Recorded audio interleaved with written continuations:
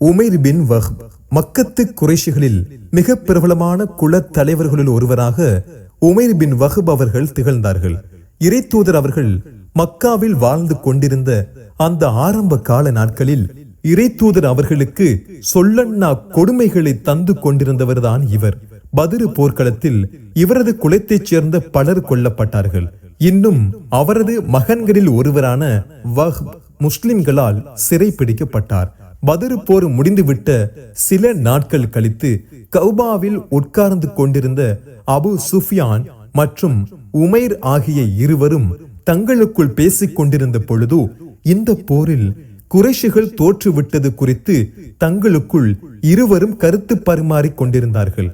அப்பொழுது இறைவன் மீது சத்தியமாக நம்மவர்கள் அனைவரையும் நாம் இழந்து விட்டதன் பின் இந்த வாழ்க்கையில் என்னதான் இருக்கின்றது என்று அபு சுஃபியான் சலிப்புடன் கூறிக்கொண்டார்.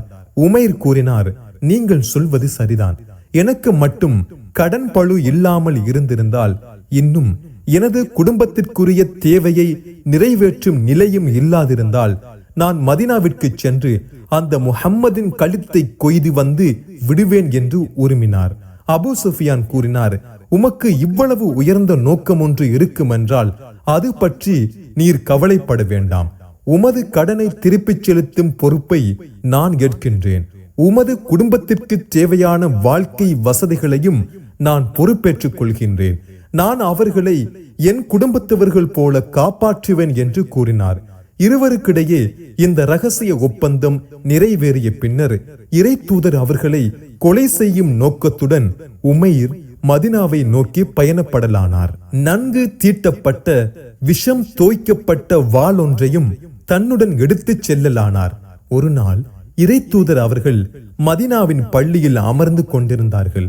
அப்பொழுது உமர் அவர்கள் தனது தோழர்களுடன் அந்த பத்ரு போர் குறித்தும் அதில் இறைவன் புரிந்த பேரருள் குறித்தும் பேசிக் கொண்டிருந்த பொழுது மதீனாவின் பள்ளிவாசலின் கதவருகே உமைரின் நிழல் அசைவை உமர் அவர்கள் கண்டுவிட்டார்கள். உமைர் தனது இடையில் வாளொன்றை சொருகி வைத்திருப்பதையும் அவர் கவனிக்க தவறவில்லை. உமரை பார்த்த மாத்திரத்திலேயே அல்லாஹுவின் எதிரியாக இந்த உமைர் பின் வஹ்ப் என்ற நாய் இங்கெதற்காக வந்திருக்கின்றது?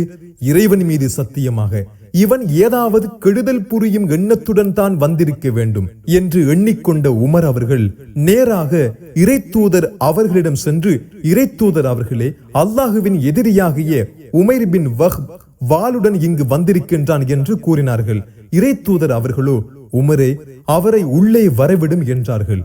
உமர் அவர்கள் நேரே உமைரிடம் சென்று அவரது கழுத்தில் இறுக்கமான துணி ஒன்றை சுற்றி இறுக்கி பிடித்துக் கொண்டவர்களாக தனது தோழர்களை அழைத்து, தோழர்களே, இறை தூதர் ஸல்லல்லாஹு அலைஹி வஸல்லம் அவர்களை சுற்றிலும் பாதுகாப்பு அரண் போல அமர்ந்து கொள்ளுங்கள். இவனை நாம் நம்ப முடியாது. இவன் மிக பெரும் விஷமியாவான் என்று கூறினார்கள். உமர் அவர்கள் உமைரை அழைத்து வரும் நிலையை பார்த்த இறை தூதர் அவர்கள், உமரே, முதலில் அவரை விடுங்கள், அவர் முன்னே வரட்டும். இறை தூதர் அவர்களை நோக்கி வந்த உமைர் அந்த கால வழக்கப்படி காலை வணக்கம் கூறினார். அல்லாஹ் இதனை விட சிறந்த வாழ்த்து முறையை எங்களுக்கு கற்றுக் கொடுத்திருக்கின்றான் உமைரே, அதுதான் சலாம், சொர்க்க வாசிகளினுடைய வாழ்த்து பொக்கிஷம் என்றார்கள். உமைர் கூறினார், நான் எனது மகனை விடுதலை செய்து அழைத்து போகவே இங்கு வந்திருக்கின்றேன். பின் உமது கழுத்தை சுற்றி கொண்டிருக்கும் இந்த வாள் எதற்கு? இறை தூதர் அவர்கள் உமைரை பார்த்து கேட்டார்கள். இறைவன் இந்த வாளினை நாசமாக்கட்டும். இந்த வாளினை கொண்டு எங்களுக்கு என்னதான் நல்லது நடந்திருக்கின்றது என்று உமைர் எரிச்சலுடன் கூறினார். நீர் இங்கு வந்ததன் காரணம் என்ன? மீண்டும் இறை தூதர் அவர்கள் கேள்வியொன்றை உமைரை நோக்கி வீசினார்கள். எனது மகனுக்குரிய பழைய தொகையை செலுத்திவிட்டு அவனை மீட்டுச் செல்வதற்காகவே வந்தேன் என்று கூறினார். உமைரே, நீரும் அபு சுஃபியானும் செய்து கொண்ட ஒப்பந்தத்தின் அர்த்தம் என்ன? அவர் உனது கடன்களையும் உமது குடும்பத்தை பாதுகாக்கும் பொறுப்பையும் ஏற்றுக்கொள்ளவில்லையா? உமது வாளை தீட்டி அதன் மீது விஷத்தையும் தோய்த்து எடுத்து வரவில்லையா? இறை தூதர் அவர்கள் உமைரை பார்த்து கேள்வி கணைகளை வீசிக் கொண்டிருந்தார்கள். தான் நன்றாக தீட்டி விஷத்தை தோய்த்து எடுத்து வந்த வாளின் கூர்மையை விட, அதன் விஷத்தை விட அதிகமான கூர்மையையும் கடுமையையும் கொண்டிருந்தது இறை தூதர் அவர்களின் வார்த்தைகள். அதனை தாங்கவியலாத உமைர், போதும் போதும், நீங்கள் கூறிய அனைத்தும் எங்கள் இருவருக்குள் மட்டும் பேசிக்கொண்ட ரகசியங்கள். இதனை இறைவன் மட்டுமே அறிந்தவன். நிச்சயமாக நீங்கள் இறைவனது தூதர்தான் என்று முழங்கிய உமைர் அவர்கள் இறை தூதர் ஸல்லல்லாஹு அலைஹி வஸல்லம் அவர்களின் முன்பாகவே திருக்கலிமாவை மொழிந்து இஸ்லாத்தை தனது வாழ்வியல் நெறியாக ஏற்றுக்கொண்டார்.